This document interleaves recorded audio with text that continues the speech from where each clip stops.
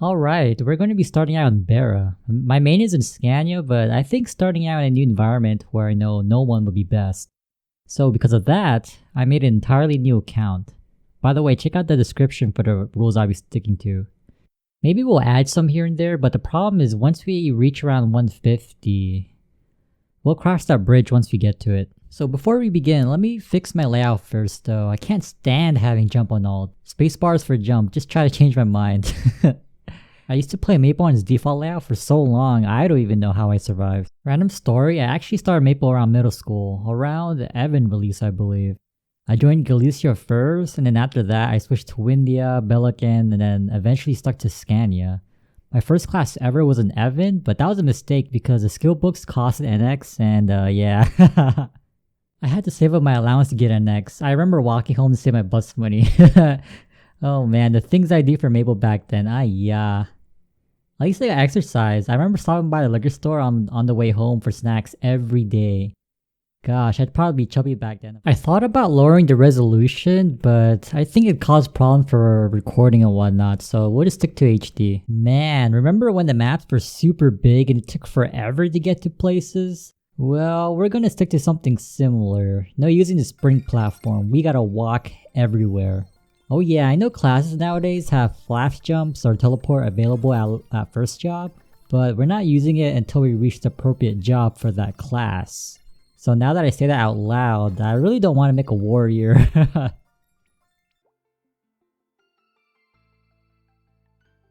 Ooh, let's see if the old training ground maps are still slightly similar.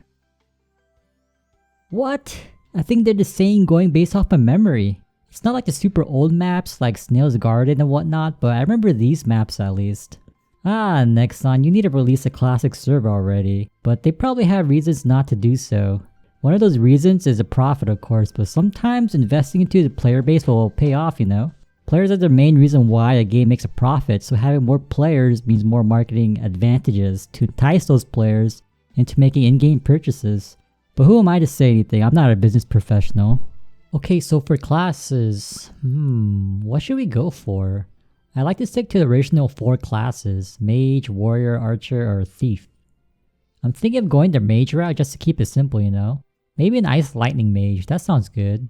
I wanted to go Bishop, but doesn't heal have a cooldown now? Getting 3rd job is going to be tough. I don't remember the skills as a Cleric though.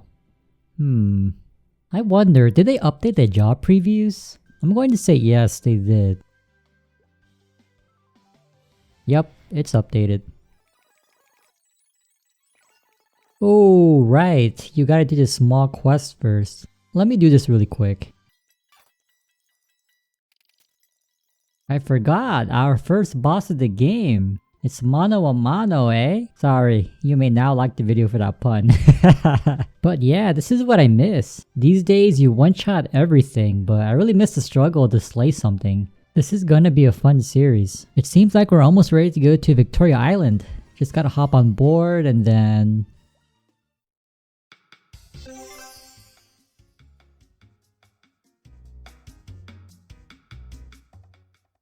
If you haven't figured it out yet, we're gonna play a mage, but I don't know which specific branch yet. I messed up here because I wanted to walk to Linnea, but just this once, we'll take the free teleport. I thought about playing a warrior, but it seems too problematic because we don't have a decent mobbing skill. And not to mention that most skills have been changed or moved to earlier jobs. If you haven't checked out the rules already, we can't mob prematurely or flash jump or teleport. So for example, if I choose a warrior, we're going to be using slash blast or whatever the skill is called now until 4th job or something. And we had to walk everywhere because warriors didn't have flash jump back then. That's going to be terrible. So here, I messed up again because I added points into teleport. Luckily I caught myself. I remembered that teleport was only available in 2nd job. I was kind of disappointed because I forgot to remove Magic Claw, so in a way we broke one of our rules of mobbing prematurely. But from now on, we'll do our best to follow as close to the original skills from Classic Maple as possible. That's what's important, right? Realizing and learning from our mistakes. I didn't take quests because I don't remember what was around back then. And it's pretty hard to find the version history of Maple, so all I had to use was broad information and my memory. Another challenge was figuring out which maps or monsters were nostalgic.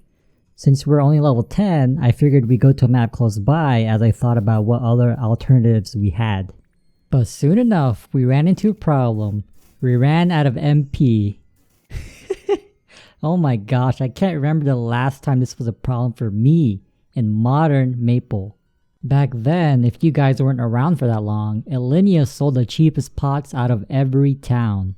I don't know if this is still true, but hey, it's something that gives us hope. And wow, how convenient, we're already in Illenia. But how many pots could we buy? I just bought what I could and went back to hunting. I don't know, it's good and it's not. Pots drop often and that's great for new accounts. Especially for us because we don't have anything. But it sucks because as old players we know it's not this easy. It's weird where to draw the line, but for now Maple isn't how it was like back then.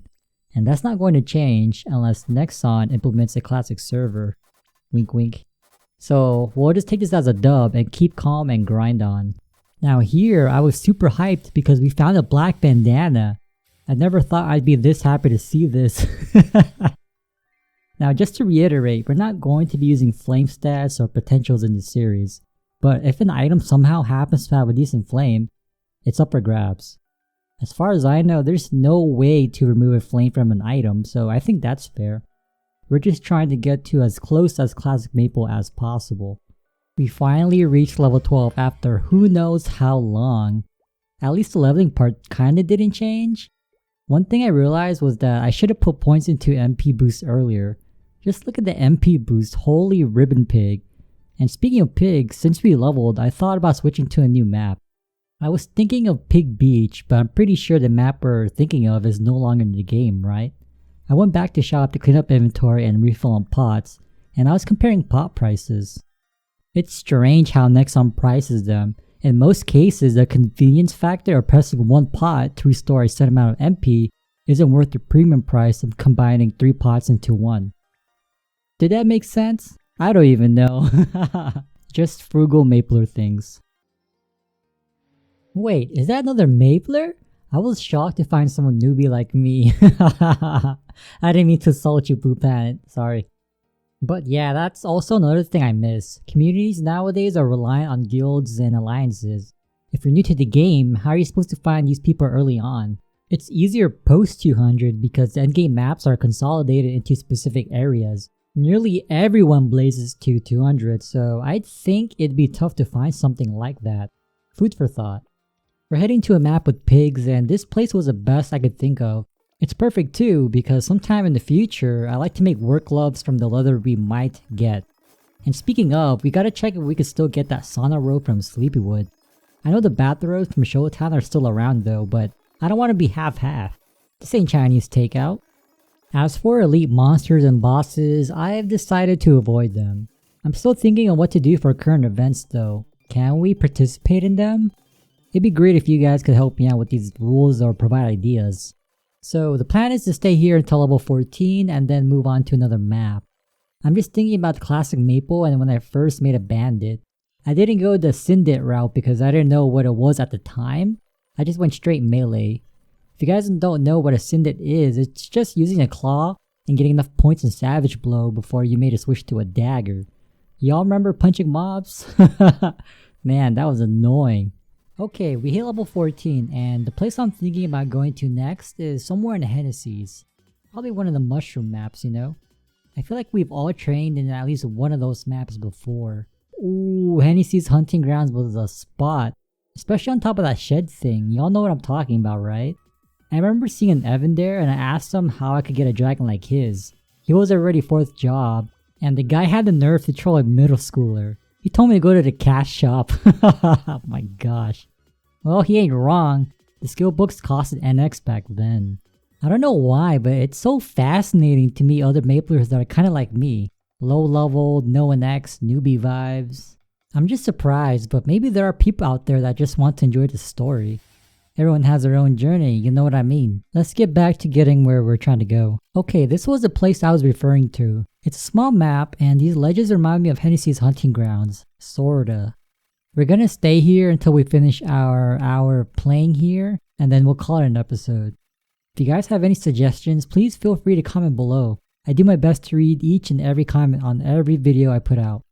I just like interacting with the player base of whatever game I'm playing. Alrighty, I'll see you guys next Saturday at 12 PM Pacific.